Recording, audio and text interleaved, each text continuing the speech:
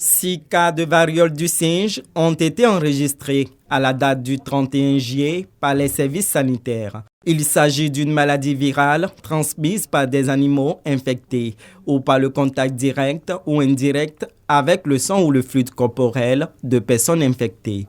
Le ministère de la Santé a pondu un communiqué annonçant plusieurs mesures, notamment la prise en charge gratuite des patients et l'activation du Centre des opérations d'urgence de santé publique logé à l'Institut national de l'hygiène publique, INHP. Le premier cas, c'était le cas enregistré à Tabou. Et après, on a enregistré des cas aussi à Koumansi. Et maintenant, de nouveaux cas à Yopougon, des cas familiaux, 4 cas même à Yopougon. La variole du singe se manifeste par plusieurs symptômes. Vous avez d'abord ce qu'on appelle la phase pré-éruptive, c'est-à-dire la phase avant les éruptions, avant les boutons. Le malade va présenter une fièvre, des maux de tête, une fatigue.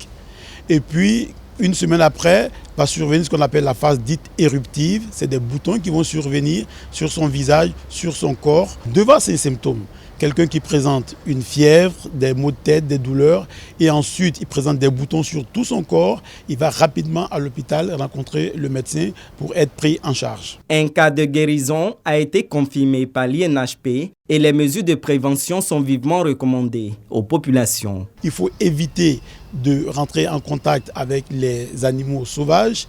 Il faut régulièrement se laver les mains avec de l'eau et du savon.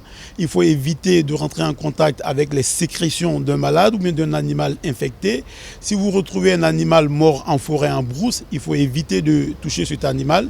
Et puis, il faut éviter de consommer de la viande qui n'est pas bien cuite. Donc, il faut bien faire cuire la viande avant de la consommer. La variole du singe se guérit dans la plupart des cas si le patient est pris en charge rapidement. Toutefois, les personnes à risque sont susceptibles de présenter des formes graves de la maladie.